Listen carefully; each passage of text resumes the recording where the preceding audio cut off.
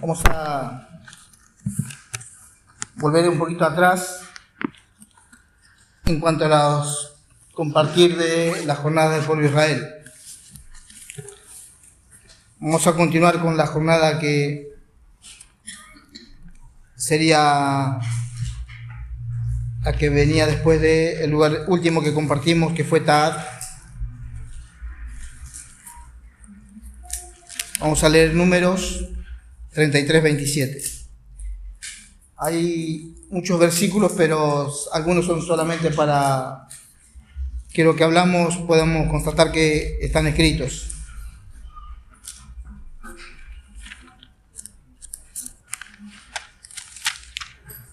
Números 33-27.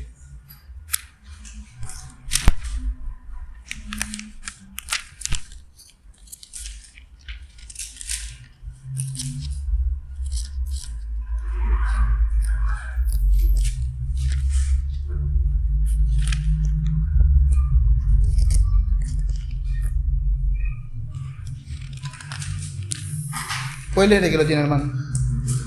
Salieron de Taad y acamparon en Tara.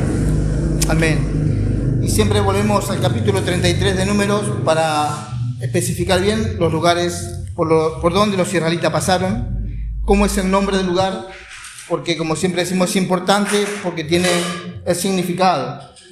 Y el significado está basado en la experiencia que ellos tuvieron en ese lugar. Por lo tanto, después de este lugar Taad, salieron y dice que acamparon en Tara. Y como dije, todos estos nombres de lugares tienen su significado. Y en este caso Tara significa cosa dedicada a Dios. No es un significado directo, no es uno solo, sino que esta palabra Tara tiene varias palabras que son sus raíces, no proviene de una sola palabra. Por lo tanto, en este caso, podemos decir, el significado no es directo, no es simple, sino que es compuesto. Por eso dije, de acuerdo a lo que vamos a compartir, podemos decir, significa cosa dedicada a Dios, cosa consagrada a Dios, tributo a Dios, porción a Dios, parte a Dios, algo que se da para Dios. Incluso podemos decir consagrado a Dios, algo que uno aparta y que consagra para Dios. Y justamente este título tiene este significado porque en este lugar fue donde Dios estableció que los levitas tenían que ofrendar también. Nosotros habíamos visto anteriormente que el pueblo tenía que ofrendar. Pero también en este caso, los levitas, que era la tribu que servía en el tabernáculo, ellos también tenían que ofrendar. Por un lado, ellos recibían el diezmo del pueblo, pero a su vez ellos también tenían que diezmar. De ese diezmo que recibían, tenían que diezmar. Y esta es una de las jornadas que sucedieron mientras ellos estaban alrededor del monte de Seir. Vamos a leer Levítico, capítulo 2, versículo 1. Sencillamente para recordar el lugar donde ellos estuvieron.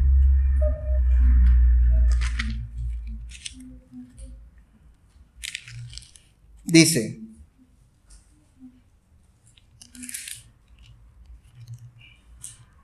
Deuteronomio, no Levítico.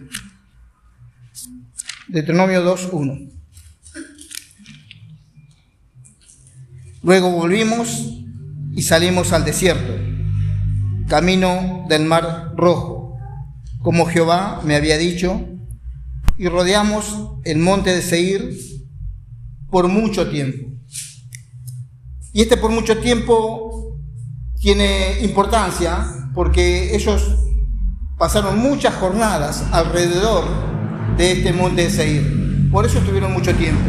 Y en ese mucho tiempo que estuvieron, fueron varias las jornadas que ellos vivieron en este lugar. Y una de ellas es esta que compartimos hoy.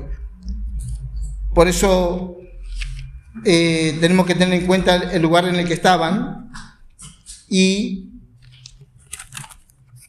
que en este lugar ellos estuvieron mucho tiempo.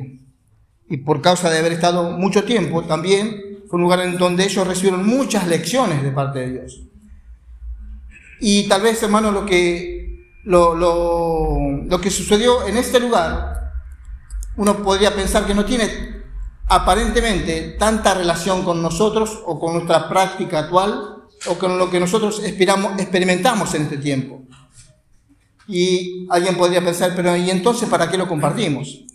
Hermanos, todas las experiencias que pasó el pueblo de Israel en las distintas jornadas o en los distintos lugares que tuvo, fueron lecciones que el pueblo fue aprendiendo. Y son lecciones que nosotros también necesitamos aprender. Y tal vez no las hayamos vivido, tal vez no las estemos viviendo, pero probablemente en algún momento las vamos a vivir. Por lo tanto, es necesario y es posible que ahora conozcamos qué es lo que Dios quiere cuando nosotros estemos en tal situación. Que podamos conocer la voluntad de Dios cuando pasemos por tal o cual situación. Entonces, en este caso, vamos a leer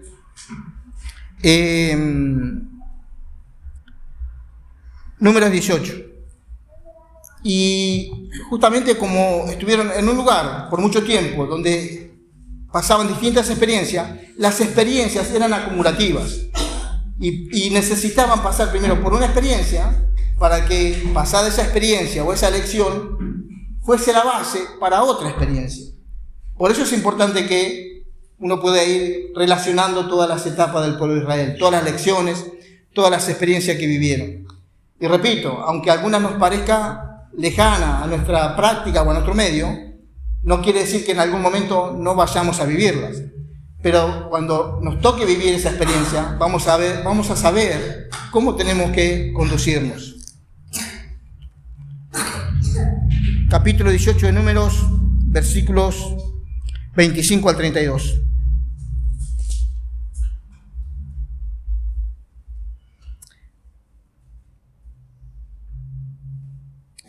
Antes de esto, recuerden que nosotros cuando compartimos, tal vez hace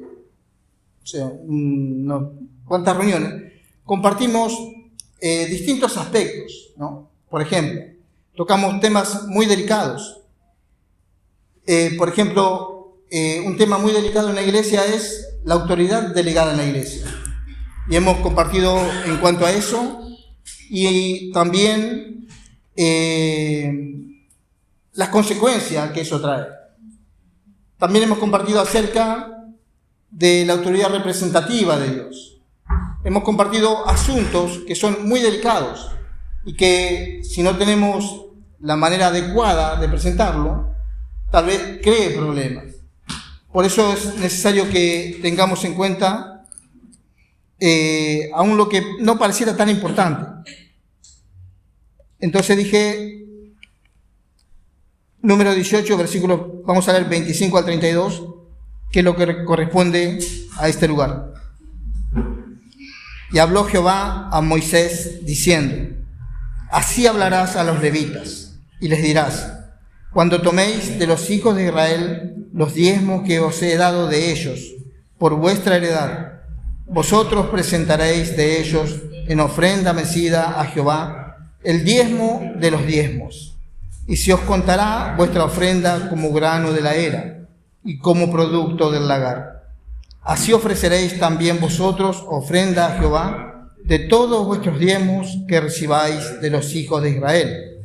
Y daréis de ellos la ofrenda de Jehová al sacerdote Aarón. De todos vuestros dones ofreceréis toda ofrenda a Jehová. De todo lo mejor de ellos ofreceréis la porción que ha de ser consagrada. Y les dirás: cuando ofreciereis lo mejor de ellos, será contado a los levitas como producto de la era y como producto del lagar. Y lo comeréis en cualquier lugar, vosotros y vuestras familias, pues es vuestra remuneración por vuestro ministerio en el tabernáculo de reunión. y no llevaréis pecado por ello, cuando hubiereis ofrecido la mejor parte de él, y no contaminaréis las cosas santas de los hijos de Israel, y no moriréis. Amén. No sé si nos acordamos las últimas veces que nosotros compartimos acerca de estas jornadas, hacíamos hincapié y enfatizamos que al principio Dios hablaba a Moisés. ¿Se acuerdan que decía, Dios dijo a Moisés, y varias ocasiones Dios hablaba a Moisés? Pero después notamos que en algunas jornadas Dios empezó a hablar a Aarón. Dios hablaba a Aarón, y Dios hablaba a Aarón, y Dios hablaba a Aarón. Entonces, si podemos hacer un poquito de memoria, empieza el capítulo 18 y dice, Jehová dijo a Aarón. El versículo 8 dice, dijo más Jehová a Aarón. Quiero decir, hermanos, Dios había hablado a Aarón, le había revelado algunas cosas, y más adelante le reveló más todavía. Pero anteriormente a esto, el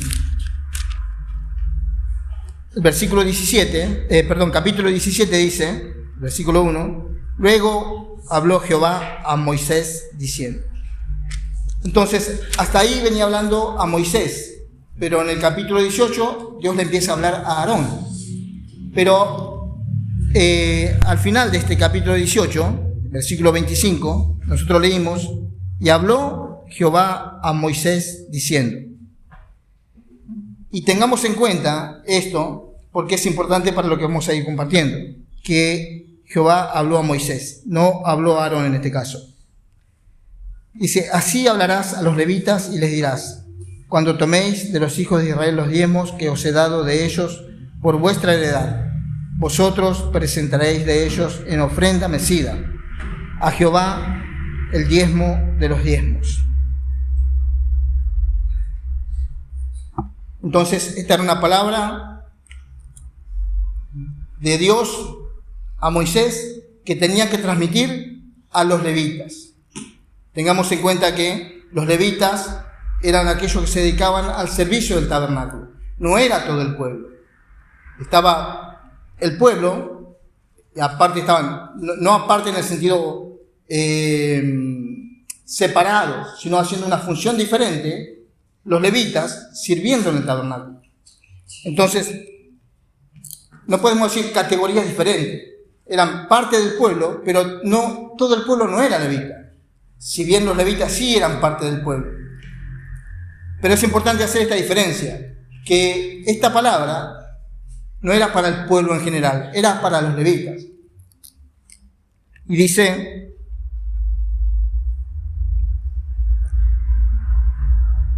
más los levitas, 25 dije, sí. Y se os contará, dice el 27, se os contará vuestra ofrenda como grano de la era y como producto del lagar. Y así ofreceréis también vosotros ofrenda a Jehová de todos vuestros diezmos que recibáis de los hijos de Israel. Y daréis de ellos la ofrenda de Jehová al sacerdote Aarón. Entonces, Moisés tenía que hablar a los levitas que lo que ellos recibieran, ese 10%, ese diezmo que ellos recibían del pueblo, tenían que tomar el diezmo de ese diezmo y dárselo a Aarón. Y uno podría decir, ¿por qué no le dijo Dios a Aarón que dijera eso a los levitas? Porque, hermanos, Dios es tan cuidadoso y realmente es tan sabio en su manera de hacer las cosas, que no correspondía que Aarón estuviese pidiendo algo para él. Dios no veía con buenos ojos que Aarón estuviese reclamando a los levitas que le dieran el 10% de los diezmos para el sostenimiento de Aarón. Podemos decir, aplicado a nuestro tiempo, o a nuestros días, o a lo que nosotros vemos, no es bueno, no está bien, aunque lamentablemente se ve en muchos lugares, que alguien esté pidiendo mucho, y peor es que esté imponiendo que se le dé algo a él. Quiero decir, si nosotros podría decir, tal vez, si nos ocupamos de buscar, no sé, de mirar distintos lugares, vamos a encontrar lugares en los que, lamentablemente, las personas usan la palabra de Dios para imponer o para pedir a los hermanos, a la gente, para ellos. Pero esto no corresponde. Por eso digo, en este caso Dios es tan sabio, tiene tanto cuidado, que lo hace de una manera pura, de una manera santa, y no era Aarón directamente pidiendo lo que le correspondía o lo que Dios iba a proveer para él, sino que en este caso Dios habla a Moisés. Y Moisés tenía que decir a los levitas lo que correspondía que le den a Aarón. De la misma manera, cuando Aarón primero pidió al pueblo para los levitas, y en este caso podemos decir, Aarón sí se tenía que ocupar de los levitas, de que los levitas tuvieran el sostenimiento necesario, que el pueblo le ofrendara a los levitas. Pero Aarón no se tenía que preocupar por sí mismo, Dios se iba a preocupar por Aarón. Entonces, esto nos enseña, hay un principio, hermanos, en esto, que en ningún lugar nadie podría pedir para sí mismo, sino que nosotros necesitamos aprender este principio. Y aunque en muchos lugares se utilice mal la palabra y algunos utilicen incluso la palabra para pedir para sí mismos, sabemos que esto no corresponde delante de Dios. Se no puede ver con buenos ojos cuando se hacen estas cosas, sino que si alguien necesita, me estoy refiriendo a los hermanos en algún ministerio, todo lo que pueden hacer es ir a pedirle a Dios o pedir delante de Dios. Dios se va a encargar, pero no puede uno o no pueden ellos o ninguno pedir directamente a la gente. Y saben, antes las ofrendas no era dinero, no era algo económico en dinero, sino que las ofrendas eran los productos de la tierra, que después, bueno, incluso algunos se preparaban de tal manera que podía ser aceite, pero anteriormente había sido el olivo, o sea que quiero decir, todo salía de la tierra, del olivo el aceite, de la uva el vino, se cosechaba, se hacía lo que se tenía que hacer para que diera el fruto y después se ofrendaba, no se llevaba dinero. Actualmente, podemos decir, en este tiempo, las ofrendas generalmente son de dinero. Es decir, donde diezman los hermanos en cualquier congregación, siempre es dinero. Esto no quiere decir que alguno no pueda ofrendar otra cosa. Hay otro tipo de ofrendas. Pero el diezmo se reduce a esto, siempre dinero. Y en este caso, los levitas recibían el diezmo, que eran los productos de la tierra del pueblo, y de ese diezmo que ellos recibían tenía que tomar el diezmo para darle a Aarón. O sea que Aarón se sostenía y se sustentaba con el diezmo de los levitas, y a su vez los levitas con el diezmo del pueblo.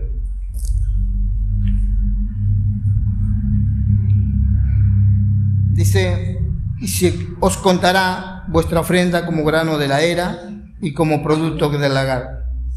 ¿Se acuerdan? Habíamos compartido alguna vez Ruth, y la era donde se ponían los granos para que saliera la cáscara, con el viento se volaba y quedaba el grano limpio. Entonces, el grano limpio, o mejor dicho, ese lugar donde se hacía ese trabajo, eso era la era, donde se preparaban los granos. Y el lagar es recipiente, distintas formas, donde se pisa tanto la uva como se exprime el olivo para que salga aceite. Quiere decir que Dios tomaba de los levitas el 10% para Aarón, como si fuese un trabajo de ellos. Podemos decir, el pueblo trabajaba en la agricultura y ofrendaba a los levitas.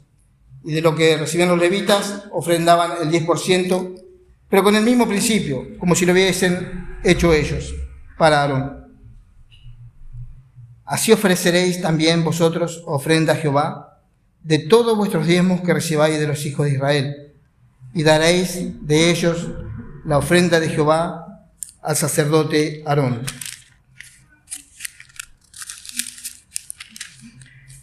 Yo dije, Dios es tan cuidadoso que en muchos lugares, por no tener el cuidado de hablar de estos asuntos, de estas cosas, se hace mucho daño.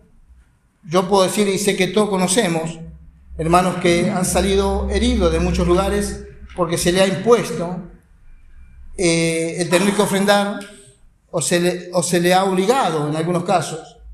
Y si no es así, hay lugares que si los hermanos no diezman dinero, ponen un cartel en las paredes con los nombres de aquellos que todavía no diezmaron. Esto lo sabemos. Entonces, con eso se avergüenza a los hermanos, y no solamente se avergüenza a los hermanos, sino que se deshonra al Señor, porque el Señor no necesita el dinero de nadie. Porque si el Señor es dueño de todo el oro y de toda la plata, realmente no necesita el dinero de nadie, ni un centavo de nadie. Lo que hace el dinero es tratar con nuestros corazones, con nuestro egoísmo, con nuestra ambición.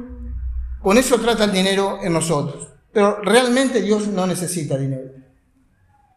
Solamente el ejercicio de dar al Señor, en este caso algo económico, trata con nuestra mezquindad.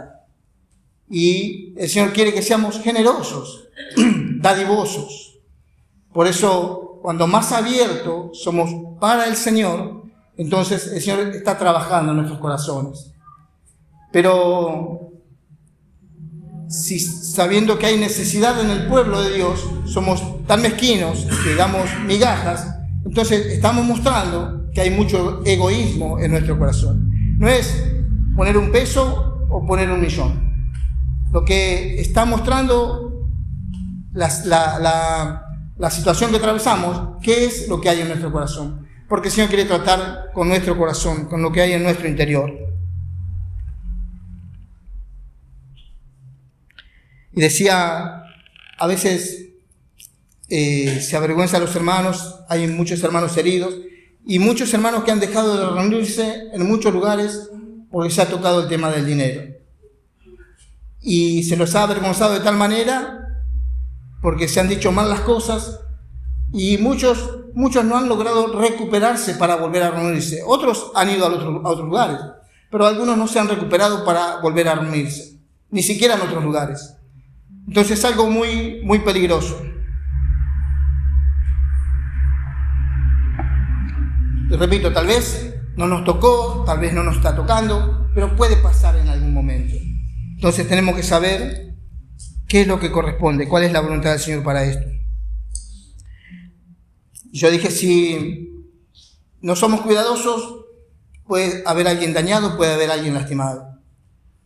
Saben, Dios, en su sabiduría, en su cuidado, podemos decir, de una forma tan delicada, cuando Él dice algo, lo hace de la manera apropiada. Y a veces nosotros tenemos verdades y creemos que porque es verdad la tenemos que decir, y porque esto es verdad yo lo digo y es así. Pero Dios no obra de esta manera. Porque si Dios dice verdades, también sabe a través de quién dice verdades y cómo dice las verdades, de manera que no lastimemos a ningún hermano y a nadie. Por eso digo, es algo muy delicado. Ahora, vamos a ver un ejemplo. Y esto me da también un poquito de lugar antes de leer el ejemplo de que hay cosas en la iglesia que aunque uno tenga la verdad, no puede decir. Por ejemplo, vamos a ver en Proverbios 31, lo que habla acerca de, hay un versículo que en ese capítulo es muy conocido, que habla de la mujer virtuosa. Pero lo que quiero es poder no solamente mostrar quién habla, sino que yo como hombre o como varón no puedo hablar algo de una mujer. Vean un ejemplo sencillo. Tal vez alguien venga vestida inapropiadamente para la reunión, siendo una creyente. Pero yo como varón no puedo decir, hermana, te estás vistiendo mal, aunque sea verdad. sino que el Señor va a utilizar a alguien para que diga lo que tiene que decir de una manera apropiada. Y en este caso podemos decir que esto está muy relacionado con la carta de Pablo a Tito. ¿Se acuerdan? El capítulo de Tito donde habla acerca de las hermanas mayores, las ancianas, maestras del bien, enseñen a las hermanas jóvenes. ¿Se acuerdan? Bueno, no voy a ir a Tito, pero habla de todo eso. Y esto está muy relacionado con eso. Por eso quería ver Proverbios 31.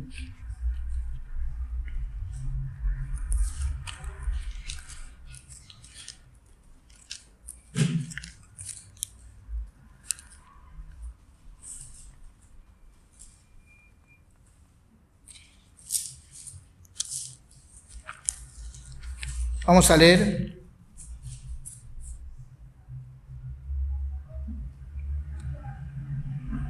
del 1 al 4. Es interesante todo el capítulo, pero vamos a leer del 1 al 4.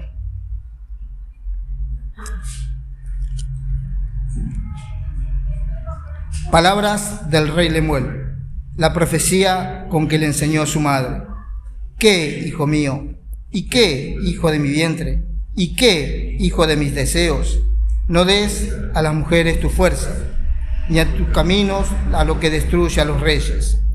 No es de los reyes, oh Lemuel, no es de los reyes beber vino, ni de los príncipes la sidra. Ahora quiero saltar a este versículo que es tan conocido. Versículo 10. Mujer virtuosa, ¿quién la hallará? Porque su estima sobrepasa largamente a la de las piedras preciosas. Hermano, ¿quién estaba hablando acá? Nosotros conocemos Proverbios, decimos Salomón. Hubo otros sabios que escribieron Proverbios. Pero ¿quién está hablando cuando está hablando de la mujer virtuosa?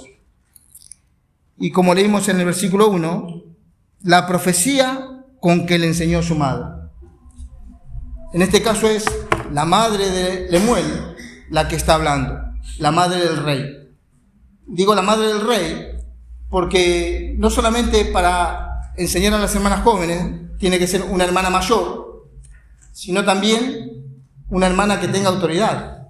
Y autoridad no se tiene porque uno puede decir, bueno, soy bastante grande o soy lo suficientemente adulta, sino que la autoridad se tiene con el ejemplo siempre.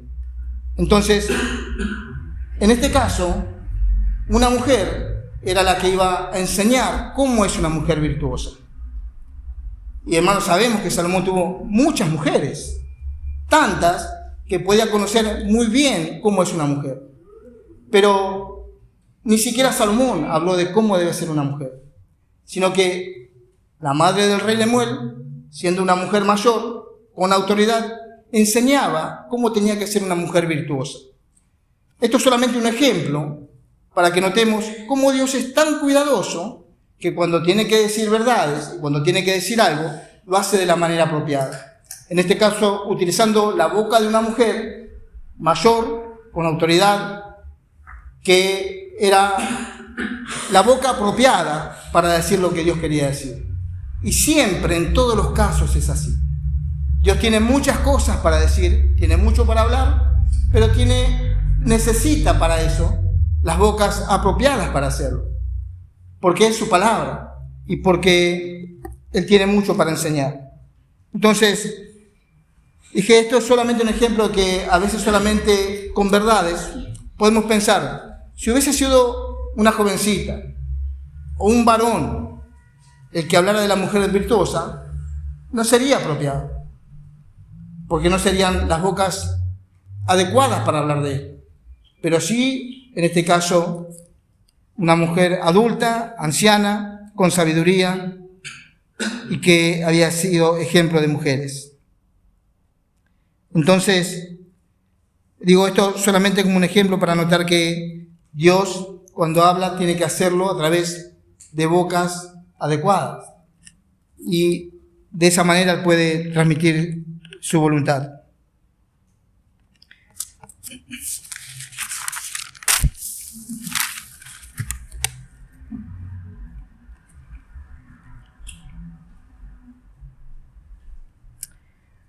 Acá tengo una frase anotada que dice: la verdad, aunque sea justa o exacta o perfecta, queda mejor en cierta boca que en otra boca, ¿no? Entonces, esto nos da a entender que aunque es verdad, hay una manera y una forma de decirlo. En Proverbios 27:2, podemos leer también, ya que estamos en este libro.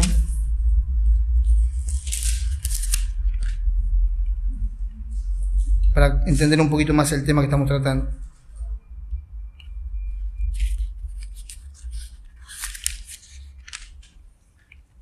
Alábete el extraño, y no tu propia boca, el ajeno, y no los labios tuyos. Si yo me alabo a mí mismo, entonces mi boca no estaría siendo adecuada, no es la boca que tiene que alabarme a mí. Si alguno lo hace, es cosa de él. Se equivocará, lo que sea, es cosa de él. Pero nosotros sabemos que en nosotros mismos no podemos alabarnos a nosotros. Por eso esto está también en relación con lo que dice Pablo en Romanos: no seas sabio en tu propia opinión.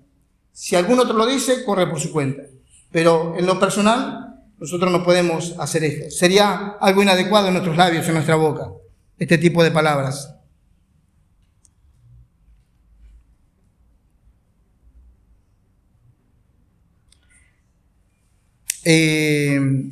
Hay, creo que algunos hermanos saben, algo que se llama, algunos dicen la didaqué, otros dicen la didajé, ¿no? Son escritos del primer siglo, escritos por los discípulos, por ejemplo, del apóstol Juan y de otros hermanos así sobresalientes, que, así como Pablo, escribían cartas a las iglesias, y son documentos que han quedado, hasta ahora algunos existen. Y en esos documentos hay una tradición que yo no solamente sé por una fuente, sino que hace algún tiempo había leído algo acerca de esos mismos documentos, que si un profeta de aquel tiempo, que eran itinerantes, andaban por todas las iglesias predicando, predicando el evangelio, pero yo entiendo, mi pensamiento es que el profeta no solamente habla, o no solamente predica el evangelio, predica la palabra de Dios, sino que lo fundamental en el profeta tiene que mostrar la voluntad de Dios. El profeta muestra cuál es la voluntad de Dios. No es un maestro en cuanto a la enseñanza de la Biblia, sino que lo que hace es mostrar cuál es la voluntad de Dios. Entonces, estas personas que andaban predicando, mostrando la voluntad de Dios por las iglesias, no podían quedarse más de 2 o 3 días, porque si se quedaban esa cantidad de tiempo, eran tomados como personas que no eran serias, porque los que lo recibían los tenían que hospedar y les tenían que dar el alimento necesario. Entonces, si en ese documento dice, si eso sucedía, no se tomaban como personas serias. Y son escritos de hermanos de los primeros tiempos.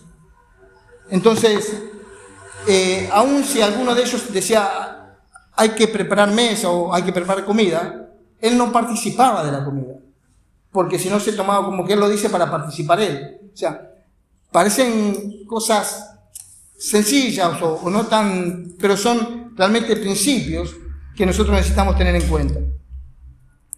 Por eso, en 1 Corintios, vamos a leer el capítulo 9, siempre me llamó la atención por qué Pablo no quiso recibir nada de los corintios.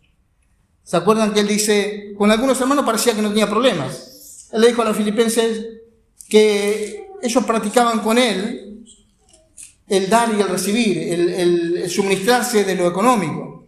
Pero con los corintios no. Él en Corintios siempre me dijo, qué raro, dijo, no quiero nada de ustedes, una cosa así. Pero vamos a leer estos versículos. 1 Corintios 9, 1 al 7.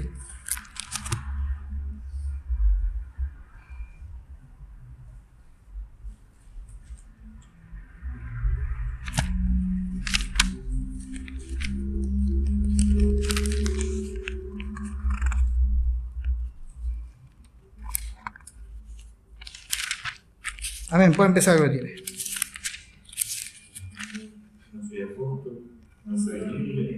¿No he visto a Jesús, el Señor nuestro?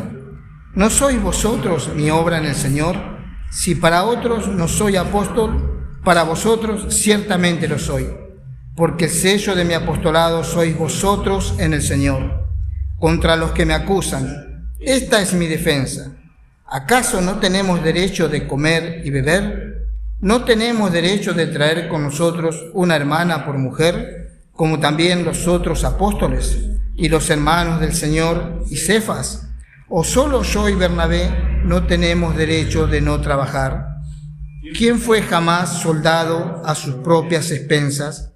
¿Quién planta viña y no come de su fruto? ¿O quién apacienta el rebaño y no toma de la leche del rebaño? Amén. Acá él da a entender que como apóstol, como los otros hermanos, él tenía derecho, pero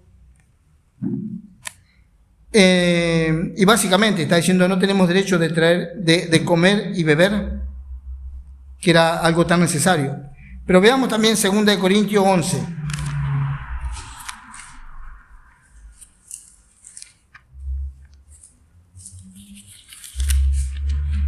Versículos 8 y 9.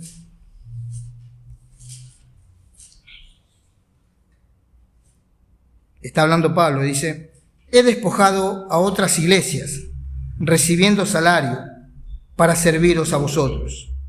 Y cuando estaba entre vosotros y tuve necesidad, a ninguno fui carga, pues lo que me faltaba lo suplieron los hermanos que vinieron de Macedonia.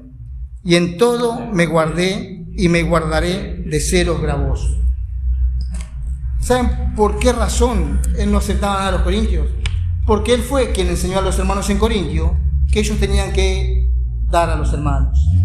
Y si él hubiese aceptado de los hermanos de Corintio, lo hubiesen acusado, aparte de todo lo que lo acusaban, de que él enseñó lo que enseñó para recibir ofrenda de los hermanos.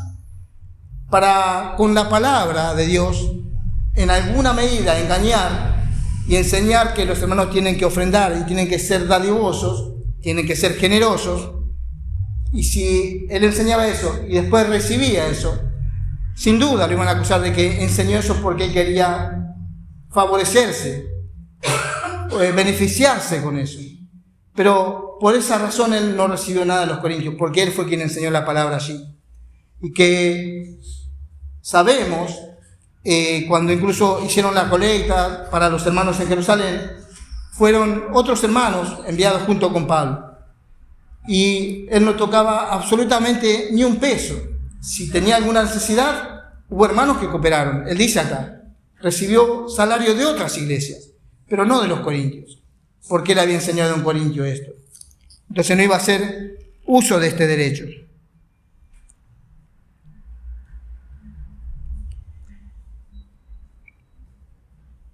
Saben, hay lugares, esto se practica de distinta manera. Hay hermanos que han salido para dedicarse todo su tiempo al servicio del Señor.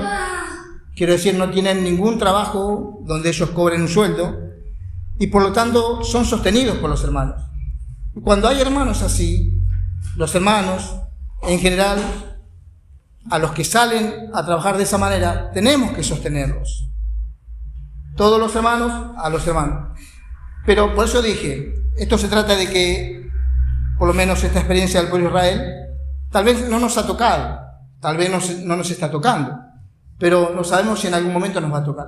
Pero aún si nunca de nuestro medio saliera un hermano para dedicarse tiempo completo y que los hermanos tengamos que cooperar con él, hay otros hermanos tiempo completo. A veces nuestro pensamiento está reducido solamente a nuestro grupo, pero si no hay en medio nuestro, podemos aún tener la disposición para poder cooperar para otros hermanos que sí han salido tiempo completo. Quiero decir, que no están en nuestro medio, pero que están al servicio del Señor. Porque cooperando con esos hermanos, estamos cooperando con el Señor.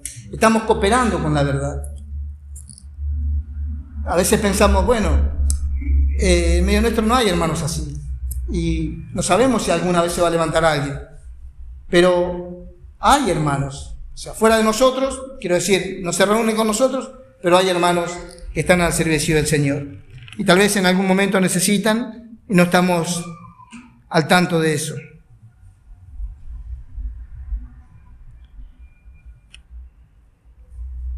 Vamos a leer Malaquías.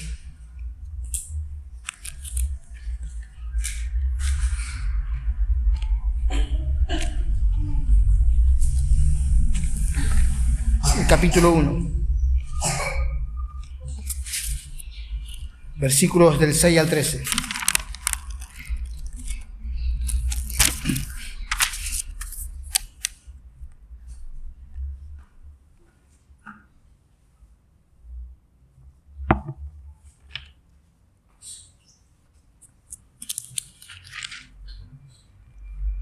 El Hijo honra al Padre y el siervo a su Señor.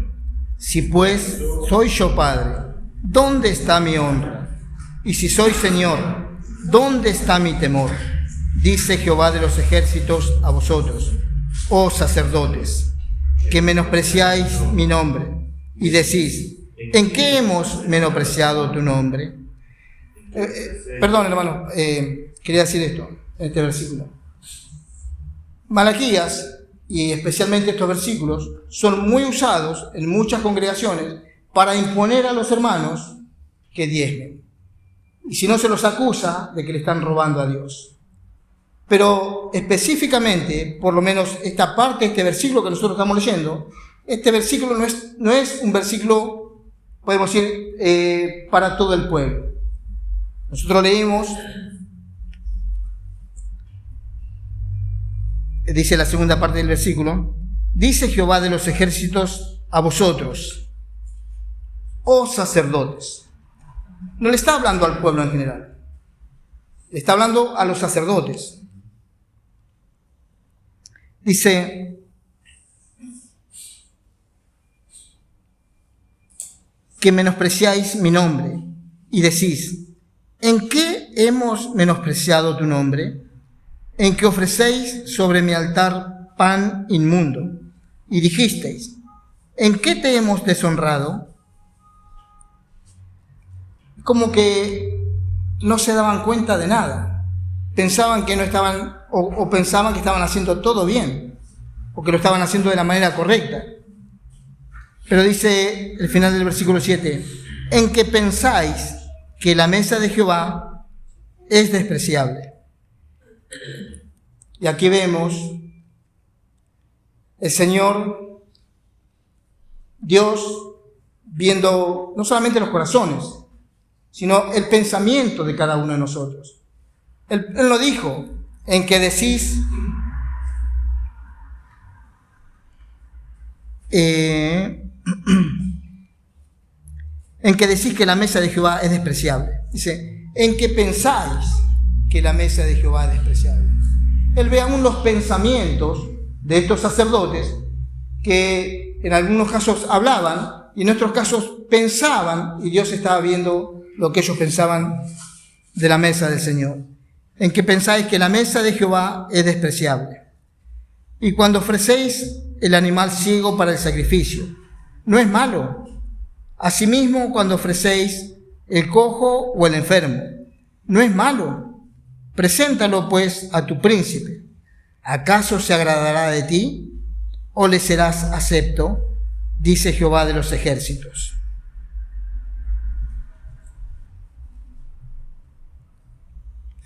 Dije hasta el versículo, ¿cuál? 8. Amén. Porque hay mucho más después, pero bueno. Pero digo, hermanos, esto, dicho muchas veces de la manera inapropiada, puede traer mucho daño, puede hacer mucho daño a los hermanos. Cuando se lo usa para exigirles o para imponerles que tienen que ofrendar o que tienen que diezmar. Cuando alguien hace algo, en el Nuevo Testamento tenemos versículos que dicen que hay que hacerlo de corazón, para el Señor y no para los hombres.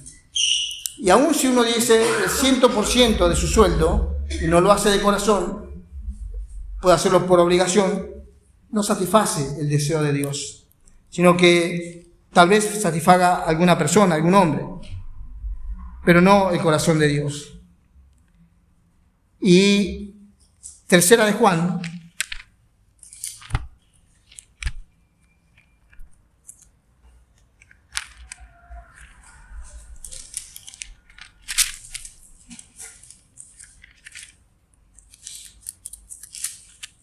vamos a leer el versículo 4 al 8.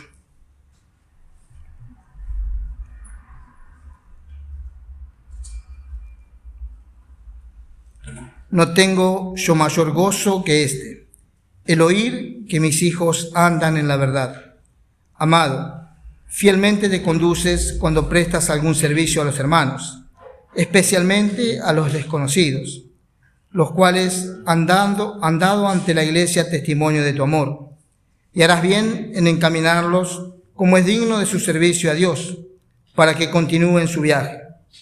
Porque ellos salieron por amor del nombre de Él, sin aceptar nada de los gentiles. Nosotros, pues, debemos acoger a tales personas para que cooperemos con la verdad.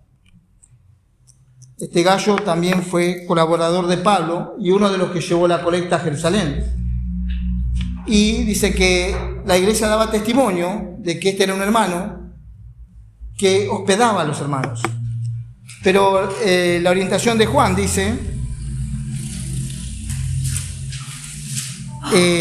fielmente te conduces cuando prestas algún servicio a los hermanos, especialmente a los desconocidos.